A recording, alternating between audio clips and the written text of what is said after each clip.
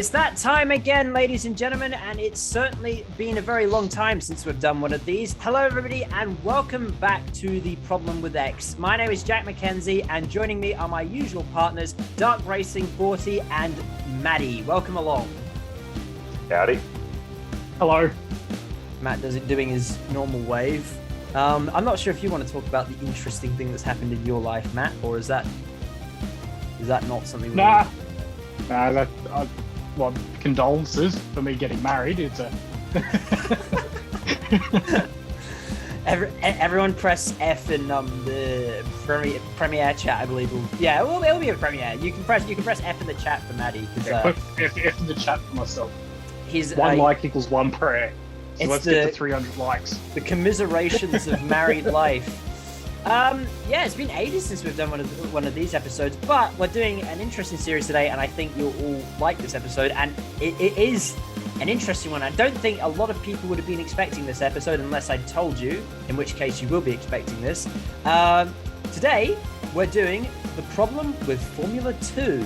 Now, a lot of people will say that there's actually nothing wrong with Formula 2 because the on-track product is fantastic and arguably better than that of the main series in Formula 1, because I think we can all agree that the cars race very, very well, and because the drivers are young and they're keen to prove themselves, they're more likely to take risks than the Formula 1 drivers. Is that a fair statement?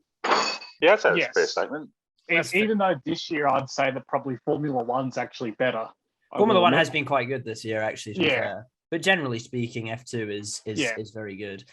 And I think over the last few years, especially throughout the Mercedes dominance and the problems that Formula 1 have had with dirty air, a lot of fans have said that F2 has been better than Formula 1. But and while that's all true, there are most of the problems with the series are off-track issues that relate to the philosophy of the series itself, not necessarily the on-track product in the car and the cars. And a lot of those problems arguably defeat the purpose of the series. So today we'll be talking about those various problems. Does anyone want to start us off? Well, we'll start off with the obvious one, and that's the champion gets kicked out of the series when they win it, even if they don't have a seat.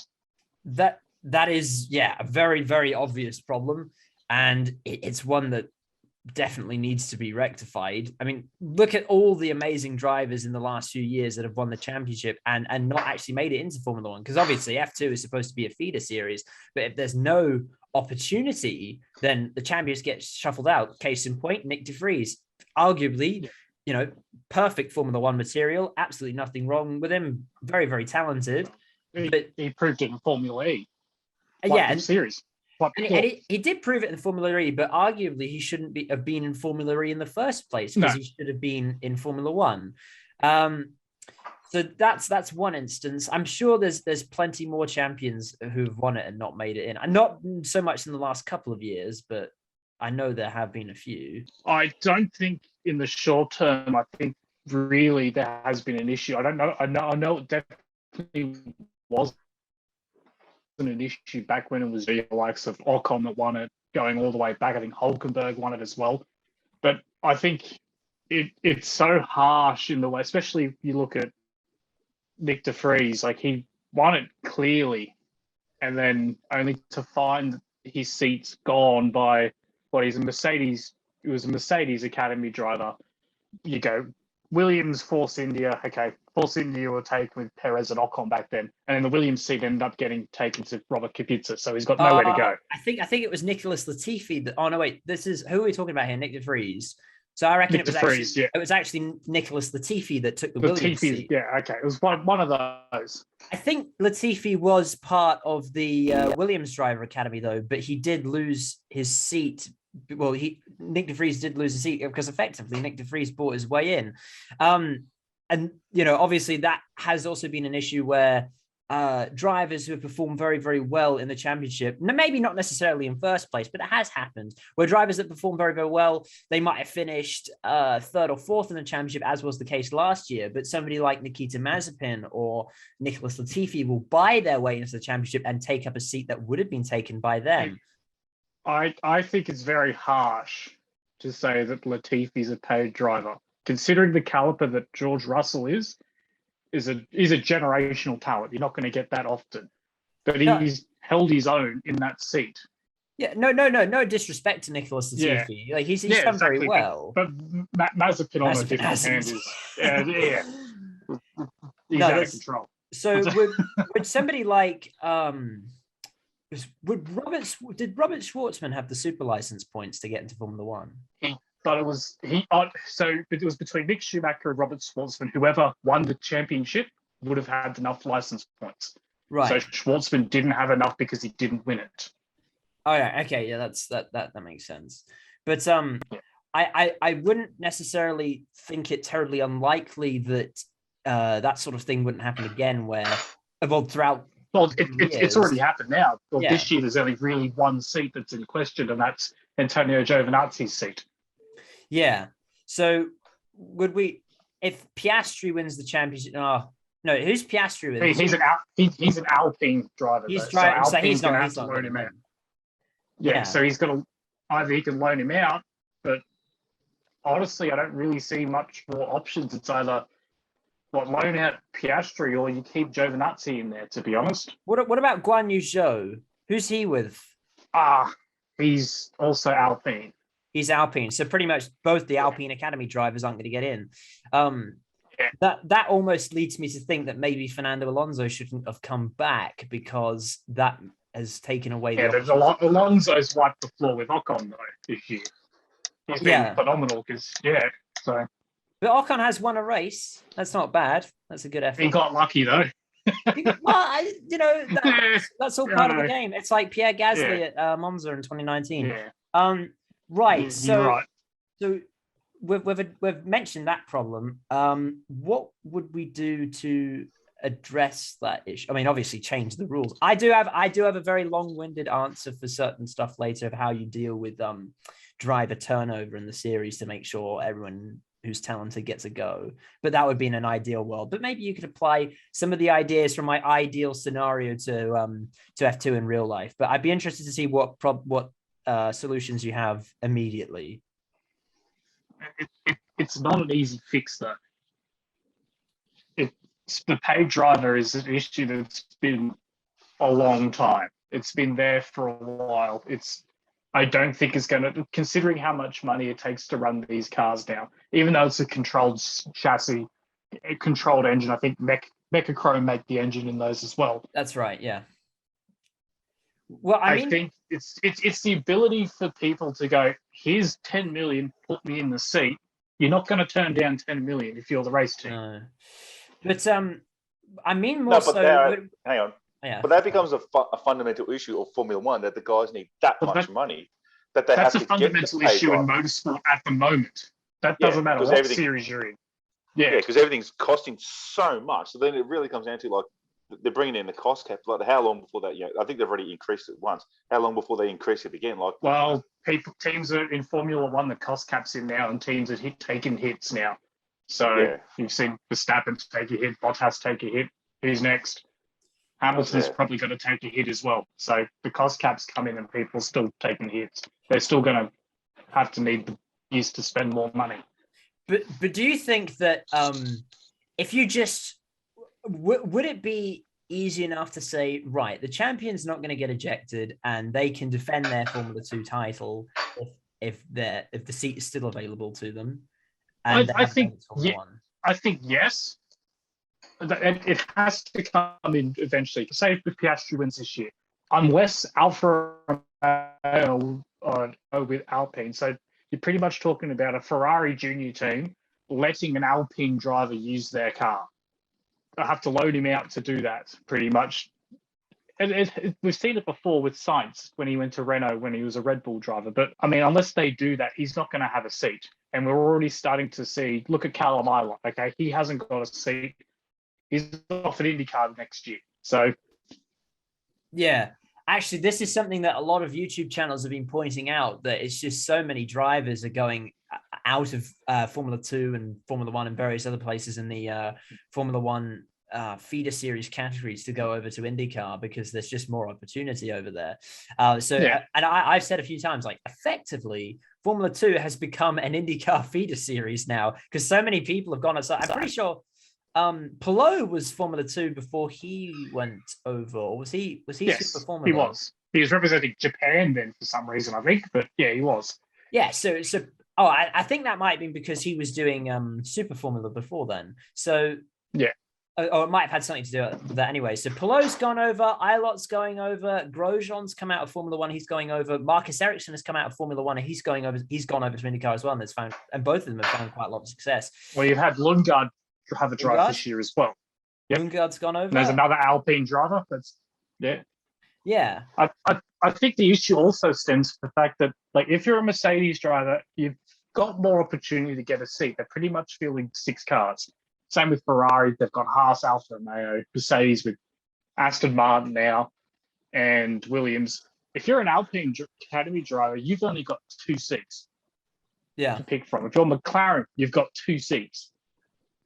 So, yeah, no, it's not an easy situation. But okay, so that we've established immediately. We won't go into the implications of that yet, because I'm pretty much at some point throughout this, I'm going to be doing like I have a dream speech on what I think Formula 2 would be in an ideal world, but I will get to that. So we're saying, first of all, the champion getting kicked out at the end of the season, that has to go because there's so many people that are just losing opportunities because of this. What other problems do we think there are? I don't think there's anything wrong with the on-track product for starters. I think the racing's great. So it's pretty much all going to be off-track issues the way I see it. Yeah, I think you're right, actually, to be honest. Yes. I think you have that much talent at the moment. Like, it's not generational, but everyone's high caliber. Like, the professional driver, especially in open wheels, is very fast. It's just raw talent they've got. But like, you look at Alpine, the 2 people fighting for the championship are both Alpine drivers. Yeah. So automatically they're not going to push. I mean, who else have you got that's up there this year? So you got Schwartzman's nowhere this year for some reason. I have a look at the championship standings right now. Yeah. I know you've got Piastri and Zhou, which is going for the championship, and then you've got all the kind of the younger guys as well. So just trying to find who. I don't think it's Dan. All right. Okay. So here are your championship standings as of the after Sochi, right? So Oscar Piastri is leading the championship. He's on 178 points compared to Guan Yu Zhou's 142. Then it's Robert Schwartzman in third on 135, and Dan Ticktum in fourth on. Dan Ticktum won't get into Formula One. There's Teo Porcher in fifth, and he is a very highly rated driver, from my understanding. Also Alpine. Is he Alpine as well? Actually, no. I think he may be Ferrari. I think. I'm not sure, but anyway, I've heard good things about this person. I remember, especially he's one for the future. Yeah. And is this only his first season in Formula 2 as well? Because he was very good in Formula 3. So yeah, this is his first season in Formula 2. He's currently with ART and he's fifth in the championship. So I reckon he's got he's got time on his hands, so he can do another season in Formula 2. And I reckon he'll win the championship eventually. Well, I think Schwartzman's got time on his hands as well, to be honest. Yeah. Even if he's third. Dan Ticktum's he's a Ticktum time bomb. It's only a matter of time before he goes. He's a Ticktum time bomb.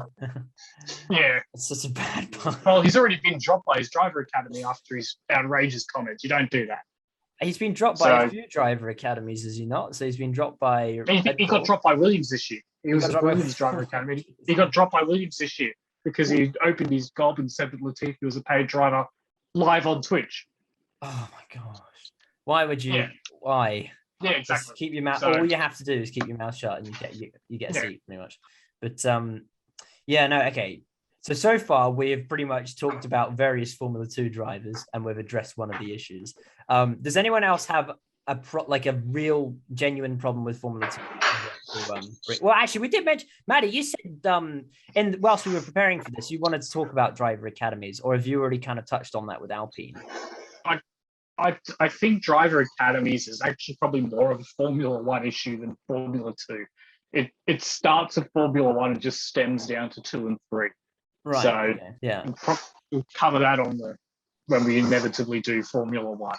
Yeah, we will be doing Formula One day. We can't not do it, but I think we'll save that until like we've covered every single series known to man. Like we can cover the Russian Yugo racing series before we cover Formula One, because that will probably be one of the last ones that we ever do, because eventually we will run out of series. But anyway, right, Darky, you've been watching Formula 2. Do you have any issues that you'd like to address with Formula 2? No, okay. For me, the cars look a bit weird, but that's just the cars they are right now. Look, they do look better with the bigger wheels, and the racing, look, from what I've seen, is pretty damn good. Actually, the one thing I actually have to give them credit for is their pit stops. I like the limited amount of people changing tyres. It's not like, oh, here's 30 people to change, 4 tyres. I like how it's a person in the tyre. That the potentials for mistakes, I do like that. So that's not really a problem, but I do like that system in the Formula 2 system. So. Yeah, no, that's fair enough. Okay, well, I could talk about. Well, I suppose we could all sort of talk about what Formula 2 looks like in our ideal world. And when we said we were going to record this, I actually sort of started drafting, like, if the FIA handed me a blank check and said, right, do whatever you want with this series. It doesn't need to make a profit. All it has to do is basically create a talent pool. I think this idea is still sort of being developed in my own head, but like I'll try and just talk about everything that I've thought about so far. So in the last couple of years, there have been a couple of, okay, I respect any racing driver that can set foot into a Formula 2 car, but there have been a few subpar ones. And as much as he's a fan favorite, Mahaveer Raghunathan is a bit one of them. Calm down. He's my boy. He's my boy. I mean, he's my teammate in Formula One. All the games. Oh, is he your, he's your Primo teammate? Oh, I put him straight into the seat. A good thing I'm not part of a driver academy right now, because I'd be losing my seat for bad mouthing Mahaveer Raghunathan. Well, I don't think he's with the academy anyway, though, at the moment. But he did test drive the Alpha from maybe about a second and a half off the pace, which isn't too bad for a Formula One car. The second and a half off the car on my lot is that's a pretty good effort, to be honest. Anyway, that aside, that there have been a few subpar drivers getting into Formula 2, but I think I have a way to sort of fix this. And I think the thing is, I mean, there have been quite a few pay drivers and pretty much drivers, throwing money at the problem to get seats. So, and some of them haven't always been the best.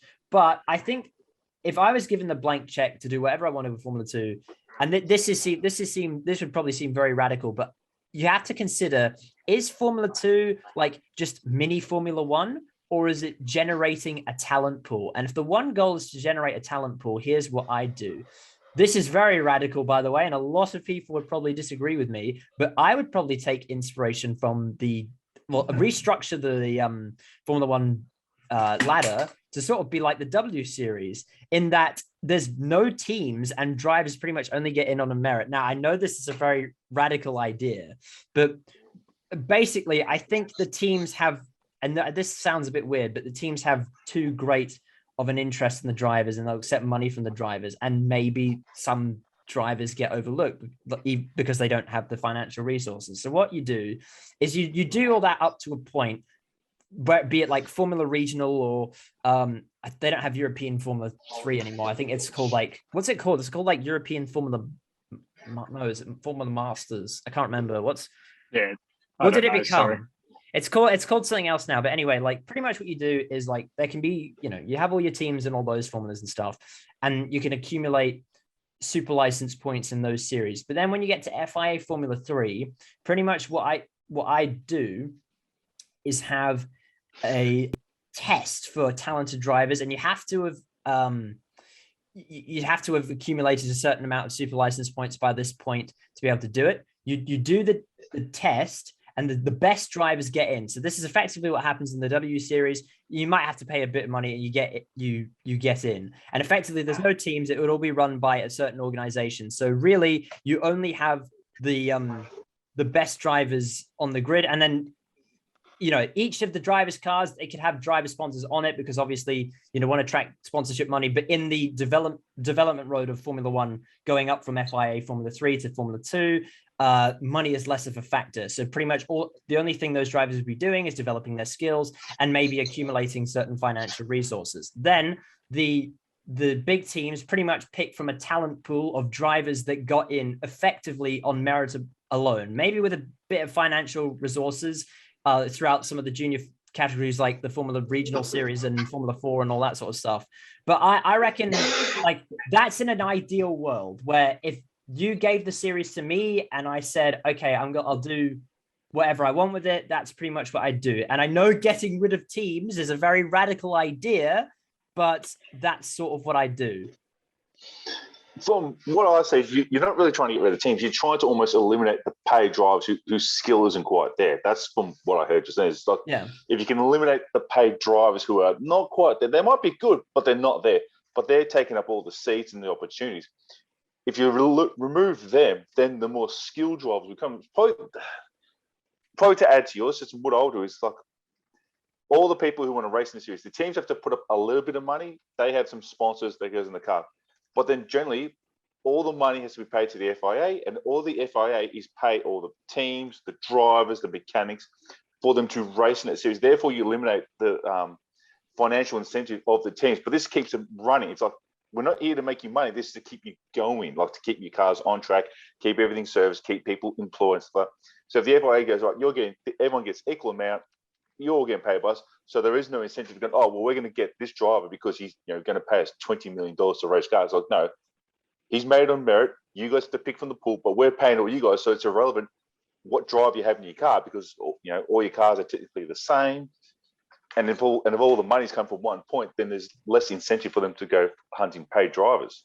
Yeah. And actually, I do have one more thing I wanted to add to this. So this sort of addresses, I mentioned this before, but this would sort of address the champion getting kicked out of the series debacle. So what I would do is instead of eliminating the champion, what you do is the bottom two full-time drivers, and they'd have to be entered as full-time drivers at the beginning of the season. So you couldn't just pull out when you're saying, oh no, I'm doing bad. The bottom two full-time drivers get eliminated. And then that keeps the driver turnover going. And that means if the champion doesn't get a seat, they get another shot, and you eliminate the drivers that aren't quite there. Those drivers could go back to Formula 3 if there's a seat available, but it means that the drivers that are really doing well in Formula 3 can come up into Formula 2, and it means the champion gets to stay there. Yeah, I can see that point. So you're kind of eliminating the weak and keep the strong. So then in theory, the talent pool will always have, it's like, the champion's gone. Okay, well, who's the next person? No, the champion's there. All right, let's see if you can knock him off again. Like, how many times have you seen champions go to defend the championship and they end up being better than they were before? We've seen it sometimes go the opposite, where they just end up being way worse. But sometimes that incentive to try, he won, I need to beat him now, I need to become better, is more incentive to some drivers. Yeah. And that is the one idea that I think could, this is of course coming from my ideal Formula 2, given the blank check, but I reckon that idea could be applied to regular Formula 2 in real life and like realistically be applied. And then that keeps the, because, if you can kick out the champion, then you can kick out anyone really. Like, I feel like that could genuinely work. And, it gives more people a chance. The driver turnover is still at a necessary rate, but it's not too high. And, I guess that almost stops. And maybe what you could also do is that if a driver has been in the series for too long, then you could sort of get rid of them. Because there's some drivers that have just hung around for ages. And it's gotten to the point where, let's be honest, if you were going to get a Formula One seat, you probably would have got one by now. So maybe if you've been in the sport for 5 years, then you get shuffled out. I reckon if it's designed to be a talent pool system, you have to make it 3. Yeah, it has to be 3. If it's talent thing, 5 years is way too long. 5 years is too long. Okay. Yeah, they've stalled out by that time. The drivers have stalled out by that stage. If they're still in there by 5 years, then no other series is going to take them. Look at the real life example of Markelov. Okay, so the first Formula 2 came in, 2017, he was second. He was still there 4 years later, but he was running at the back by then. Yeah. So you're saying maximum? I was surprised. I thought you would have disagreed with that. So we're saying maximum you get 3 years in Formula 2 and you can't stay there any longer because you won't be eligible to participate in the championship anymore. So go find something else. No, if we get something like,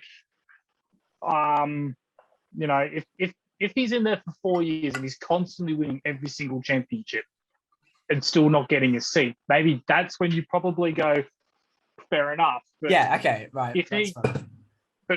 But by then, if you haven't been picked up and you're running around the mid-pack, no one's really going to want you, to be honest. So you might as well, you're not going to make it. That is a harsh reality, but that is sort of the thing, because there's been drivers in Formula 2 that like... Well, it's professional sport. That's just how professional sport works. If you're not good enough, no one wants you. And I think that's almost a good thing at that point, because then it gives the drivers an opportunity to go and pursue other opportunities. So maybe you say, okay, I'm not making it in Formula 2, but a seat's open up in IndyCar. Maybe I can go try my hand there. That's obviously, okay, for the record, that this is not to say that IndyCar is by any means an inferior series. And that's already happening now. Yeah, exactly. No. So IndyCar is not just Formula 1 and Formula 2 rejects. IndyCar is a very, very, very, very good series in its own right. So, and I've always been a big believer in that. And people say, IndyCar is just Formula 1 rejects. It's not true. The only tracks that the F1 drivers struggle at IndyCar are ovals, because they're just not brought up in ovals. Yeah, no, but they can adjust to it. So I reckon Romain Grosjean will eventually adjust to... Romain Grosjean was very quick at Gateway. He was really good. I actually reckon that the F1 style drivers tend to do better in ovals than doing road because the way an IndyCar handles and how smooth you need to be with an F1 car, that's what they seem to go quite well at ovals. Look at Nigel Mansell. Everyone thought, he's going to kick ass on the road courses and then suffer on the ovals. He won most of his races on the ovals. Nigel Mansell's a generational talent, though. He would hop in anything in his prime and won. Yeah, but it's also the smoothness of the F1 cars that when you go to an oval from F2 to you have to be smooth. You can't be just slowing the car in because you're just going to go slow. So that's why I reckon F1 style drives will do better in ovals than they do in road courses. Well, it took Ericsson a while. Yeah. No, Ericsson is he's been a very good IndyCar driver, and he's doing especially well in that Chip Ganassi seat. How about Max Chilton then? Okay, Max Chilton. Yeah, exactly. I've got you there, boys. Okay, no, wait. I'd be interested to look into Max Chilton's Formula 2 career. So how did he get into Formula 1? He's paid. There you go. There you go then. There you go. This would have been GP2 back then, but GP2 became Formula 2. So this is why it needs to be restructured, because not bad drivers, but I don't think any driver that makes it to Formula 1 is bad. Drivers who are not up to par is the best. That's it. Say. And in fairness, the Marussia was not a very good car, but that's the thing. You have to look back at those backmarking teams, and actually it's very hard to pick a decent driver that's really come out of them, to be honest. Marcus Ericsson was all right. Well, no, he's more than but he went to Alfa Romeo though, so he has true. enough talent to actually step up. Well, the Caterham was nowhere. Yeah. So who do you have with him though? You had Guido van der Garde. What's he do now? Sports cars. Other than sports cars. And making memes on Twitter. Well, he's not too bad at a sports car, but still. Better. Actually, that being said, I think Max Chilton's actually does do LMP2s as well. Because Matt actually still race sports cars. No, I'd be interested to look up Max Chilton's racing record. Anyway, we are coming up on the time limit for this first call, so I will save this recording and we'll go over to the next one and then continue our conversations there. So during the break, I actually did look up Max Chilton's racing record. Yeah, so did I. But it's not what I thought it was, because he actually raced at Le Mans in 2015 in the famous but terrible Nissan GTR LM Nismo, which is colloquially known among the racing community as the Long Boy. And he was driving alongside Olivier Pla and Jan Mardenborough. But actually, maybe Max Chilton is actually, whilst I'm on his racing record, we can have a look and see if he is a case in point for the issues with Formula 2. I mean, obviously, this was back in the days of G. Well, he come fourth. Came fourth in 2012. Now, he beat Felipe Nasr, he beat Alex Rossi, he beat Rio Harriento. But let's see who the champion was. Well, by the way, Davide Valsecchi won that year. Yeah, Alsacchi, yeah. Who is one of my favorite commentators, but he never made it to Formula 1. I've never even heard of Luis Ratzia. No, I've not heard of him. Esteban Gutierrez plays third. Well, you know who he is. He's a test driver now, isn't he? I don't know what he does, to be honest. He didn't make it in Formula 1. So neither of the top two in the 2012 GP2 series made it to Formula 1. What happened to Esteban Gutierrez? I think he's a test driver for Mercedes now. So yeah, yes. Test and reserve driver on both the Formula E team and the Formula 1 team. I thought he was the sim driver. So basically what happened was neither of the top two in the championship, despite being so far ahead of Gutierrez and Chilton, made it into the championship. In fact, Guido van der Garde, didn't he make it in for the 2013 Formula 1 season? He finished 6th in the championship. No, he didn't. He was a couple of years after, wasn't he? No, so this was the 2012 GP2 series. In 2013, no, we don't want to go 2013 GP2. All right, let's look at the 2013 Formula 1 grid.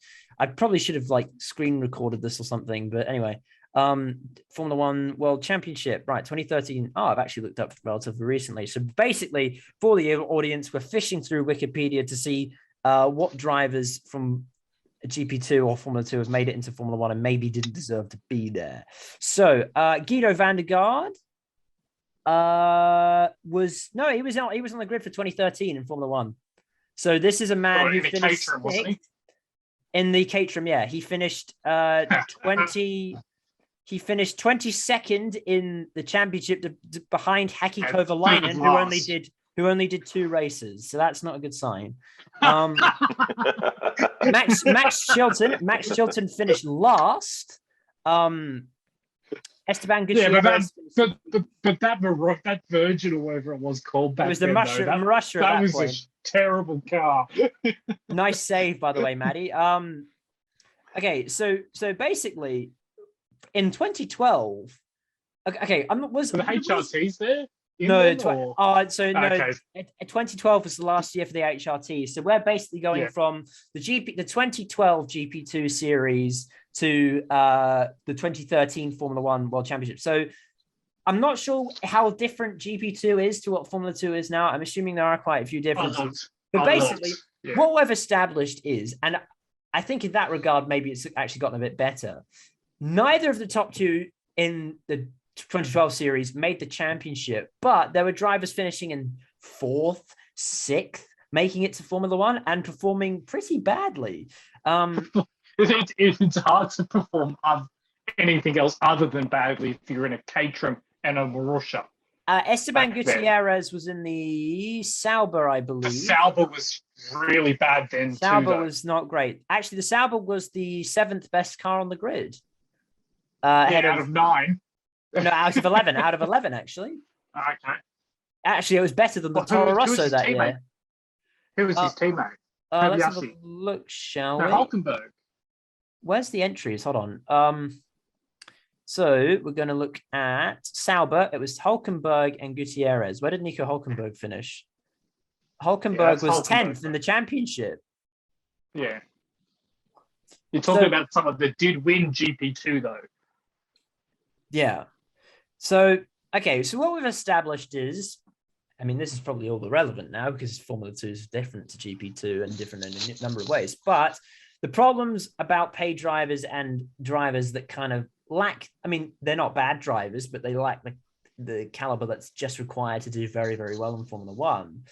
While that's less of an issue, it was definitely an issue back then, and it still sort of exists, but to a lesser extent. So it does show that it has been improving. Actually, I think this was back in the days where GP2 wasn't even like the number one way to get into Formula One at that point, because pretty much so many drivers are coming up from a European Formula 3. And I think, and it wasn't even from GP3 either, it was Formula 3. They bought in the Formula 3 and the Formula 2 because of when Verstappen came up, actually. Yeah. Because he didn't have a super license, and then Toro Rosso, Red Bull just put him in a Toro Rosso, which is when they established both those series as you need to do these to get super license points, which is why it doesn't happen anymore. So Verstappen was the key to start that. The Formula One ladder has improved immensely in the last few years, and as we can tell, because one, open wheel racing as a whole has become somewhat simplified, especially on the Formula One scale, because you've got you've got Formula 3, Formula 2, Formula 1. There you go, perfect progression. And there's a couple of Formula 3 championships around the world, but I think it's just easier to keep track of, to be honest. So it's improved, but it's not perfect just yet. Yeah, it's a lot better than what it was back then. It was better than what it was. Yeah. This episode has been. I'm looking at the drivers. Yeah. And the first probably 3. So from 2005 to 2007 was Rosberg, Hamilton, and Timo Glock. Okay, fair enough. They actually made it. Timo Glock at the end ended up in a Marussia, but we won't go there. Then you had Pantano, some Italian bloke, I don't remember who he is. And then you had Hulkenberg, Maldonado, Grosjean was your next one. So they made it as well. Then you had Valeschi and then Fabio Lima, but I think that's it. And then you had Jolyon Palmer, who to me is a paid driver, even though he won it. Stoffel Vandoorne and Pierre Gasly. Right. Okay. Do you reckon the series it goes through a series where drivers who do well will make an F1, and then there's just a period where drivers who do well won't make it? And that's the way it seems. What you just told me. Then you have a bunch of drivers who made it, then you have the next group who won't make it, and the next group after that who will make it. It's just maybe sometimes every time you run in the series. I think teams realize really early on who they want to kind of groom to get that seat. Right. Yeah, because it almost seems like it coincides with because when contracts. And you look at Red Bull. They groomed Verstappen really early. That sounds a bit weird. They did. Yeah, that's true. They didn't groom him. Sorry, Christian. And our favorite priest, Bell. We can't say that on here. Surely not. I'm apologizing to Christian Horner. Okay, this won't be advertised on LinkedIn because I do have a LinkedIn page now, and I do put a lot of the YouTube stuff on there. But this episode won't be going on the LinkedIn page. Let me rephrase my words. Red Bull were preparing that Red Bull seat for Verstappen very early on. Ferrari prepared Leclerc's seat very early on. It's all going on from there, and what's the next generational driver? We don't know. Right. But then the question: if you weren't with an academy team, you're with the thing, and you can sort of see this kid. Okay, I might be better than this kid, and you look at what's going on in the F1 team. Going, okay, he's got a seat, they're got a seat, and you kind of have to go, well. Sometimes you have to be realistic and go, I might not have a chance to get into F1 for maybe 4 years.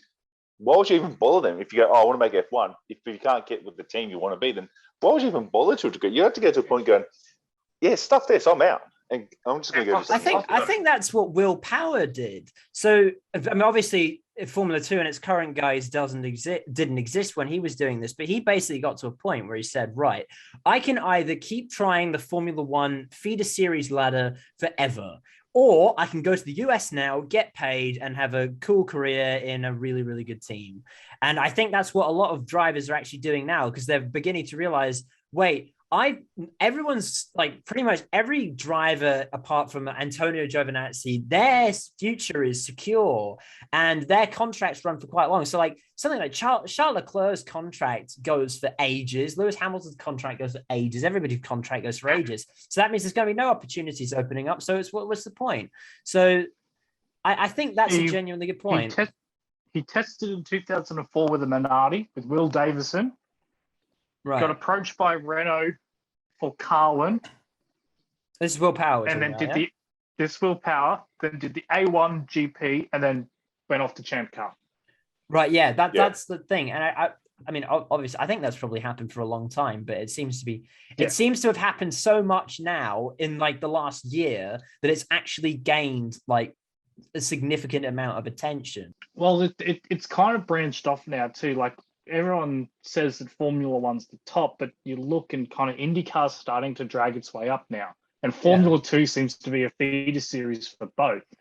And to an extent, Formula 3, because a lot of Formula 3 guys end up in the Indy Lights program. And Super Formula as well. Yeah. Actually, Super Formula was like another alternative to Formula 2 a few years ago, because it would be like, oh yeah. Well, there was like 4 series of people were going through to get there. Yeah, pretty much. Yeah. But now there's only really one path now. It's like either you go up to Formula 2. You have to go to Formula 2 to get to Formula 1. Like there is no ifs or buts. Yeah. Unless you're like Brendan Hartley or something who came over from the FIA World Endurance. Yeah, but he had enough super points though. It's fair.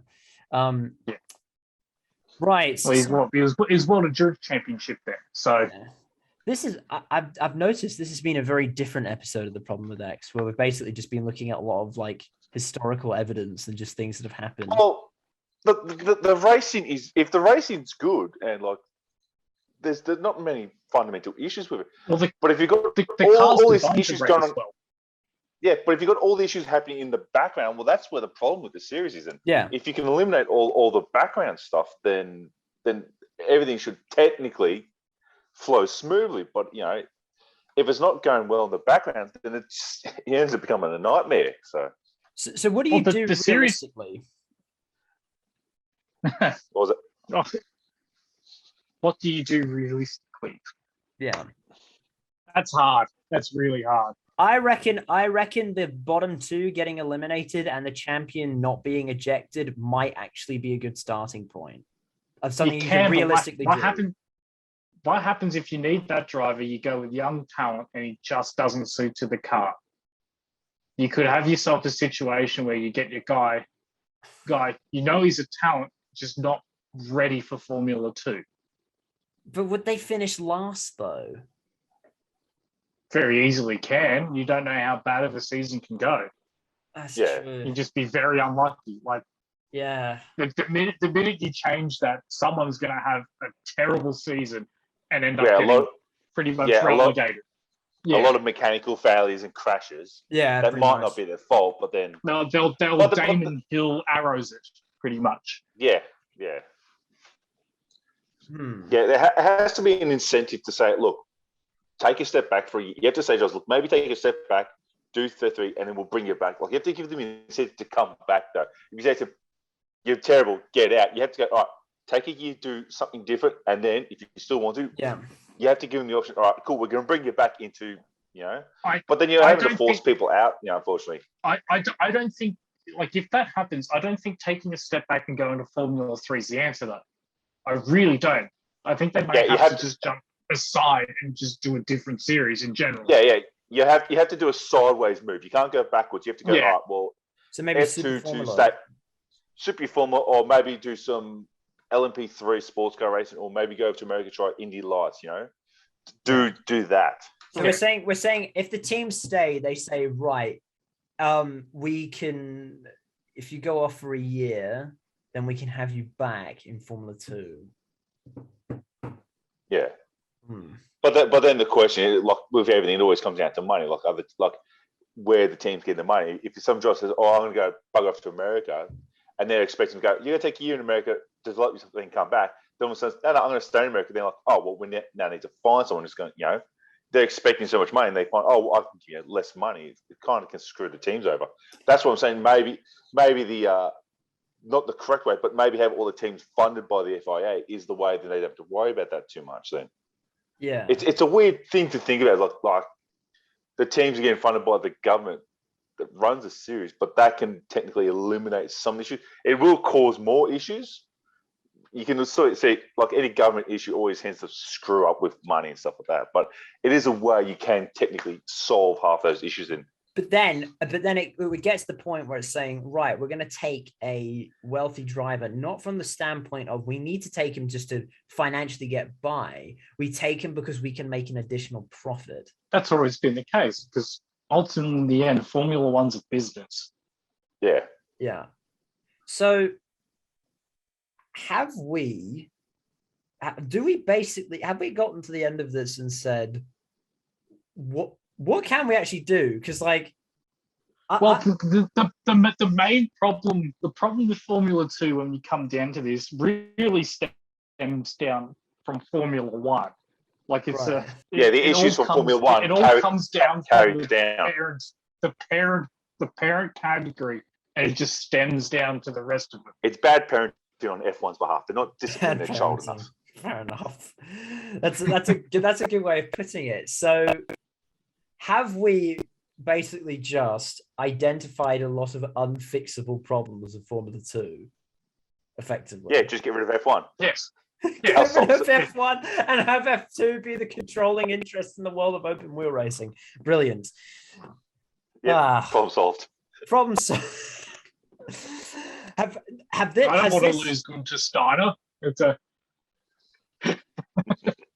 my goodness me. Is this the first time we've failed to fix a series? Because we fixed supercars, sort of. Not really. I think if really. you remove a lot of the influences of F1 onto F2, that would actually solve its issues itself. If you took Formula 2 and instead of being a product or a brand and made it just a race series, there's no problem with it. But the fact that it's ultimately it's one big business controlled by Liberty, pretty much, it all stems down from that. It all stems down from the Formula 1 is a business, and Formula 1 gets a lot of money. Right. Yeah. No, that makes sense. So pretty much like the ideal scenario that I mentioned before would theoretically be like, that's how you fix F2, but that's not realistic. Yeah. Because But F2, that's not the real world. Yeah, that's the thing. Because it wouldn't make any money. So, yeah, exactly. Yeah. That's the thing. You have to next make thing you know, F2 you've its got own Formula series. 2 cars running around bloody Winton and Knockhill because they can't afford to go anywhere else. Actually, oh my goodness me! Imagine F2 cars at Knockhill, far out, just going up through the to the chicanes. It turns into a runway, and they go off into the stratosphere effectively. Right. So that's the issue. Is the feeder series isn't really doing it because the parent division F1 is too controllable on the series. If you remove like the driver academies and just say there's no drivers academies, you can't have contract drivers, and just have here's the drivers, pick them. That's it. When they get to F1, like eliminate the contract. You'll probably fix it that way then. Yeah, but like, does that mean that you have to remove the teams effectively because they have financial interest in the drivers? Well, association with F1 teams, you have to eliminate that then. To make the teams all like, we're F2, we're not have nothing to do with F1. We just help. We do our own thing, but our main goal is to improve the driver talent. So you guys go, I want that driver. I don't think there is much team association anyway with things, because you got people in the same, like a Red Bull driver academy because they run a Red Bull livery car, but they're not in the same team. Yeah, it's the same. But surely the F2 teams benefit from having a driver academy financially. Oh, of course they do. Look because Prema, the team's not having to pay the driver. Prema have been on top of the series for a long time, because they always get the good drivers. So like they got Schwartzman and Piastri this year. They had Schwartzman and Mick Schumacher last year. Like that's a good team. Leclerc in 2017. Could actually run. You can have they're all So Prema might be just running Ferrari Academy drivers, to be honest, or they're running the top talent. I mean, you could run a Formula One team with both of those, all three of those combinations. Yeah. And probably still be better than what Haas are doing right now. Well, I don't think Haas is okay. This is a different topic altogether, but I don't think Haas's car, problems. Generally, a canoe would be quicker than that Haas car at the moment. It is pretty awful. Walking is quicker around a track than a Haas. It's a. That's a good point. So what we've established is that F2's problems are primarily influenced by the fact that Formula One exists. And basically that means that in the long-awaited problem of Formula One episode that we mentioned at the start of this episode, which probably won't happen for a long time because we have many other series to cover and there'll be many months most likely between each episode, we have to wait until then to solve it. Formula One's going to be like a 3-parter. Surely 6 hours an episode, right? Yeah. Okay. Does anyone have anything more they'd like to say, or any other problems they'd like to address with Formula 2? No. I think No. the racing product itself is fantastic, and even with the paid drivers, they still come out and race well. Like I don't see any faults. Like I think Raghunathan is one in probably 5-year really bad driver. Yeah. So perhaps maybe what we have to accept is that there will always be a compromise, and that F2, yes, it may have the occasional pay driver in it, and some people may get screwed over. But the fact is, it's pretty much the best feeder series we've had for a long time. The on-track action is very good, and it gives a lot of talented drivers an opportunity. So perhaps F2 isn't actually as bad as we thought. Or so, well, I don't think it was bad anyway, to be fair, but whatever. You look at the current paid driver at the moment, and what comes to mind? Well, let's go to the Codemasters, and you got their little driver ratings on the game. And Roy Nassani's rated the lowest, but even then, he still put the car on pole before. So you can't say he's a bad driver. Really, what we say is the problem with Formula 2 relates to a lot of issues that the series can't really control, but regardless of those issues, it's still very good. Yeah. I'd say that's a good note to end on. It's out of F2's control. Yeah. Yeah. I'd say that's a good note to end on, actually. Unless anyone has anything else they want to say. No. Just don't kick the checky now. Okay, if we can come away from anything with this, change that rule. If nothing else, change that rule.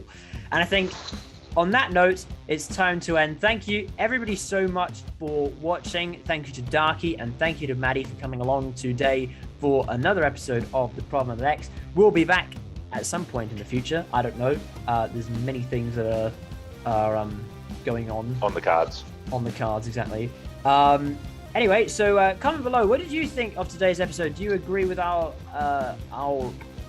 views on Formula 2? Do you think there's any other problems we didn't address, or do you think there's any solutions we haven't considered? Comment below. I do actually read them all, so you may as well say something, and I will most likely respond to you. Matt's getting very close to the camera, and I'm very glad you can't see that. Anyway, all socials are in the description below, including Facebook, Twitter, all that sort of stuff. We do have a Facebook group, actually, I should mention. Come and join it. Come say hi. We need some conversation starters. And I think that's just about everything. Like, subscribe, and I'll see you next time. Goodbye.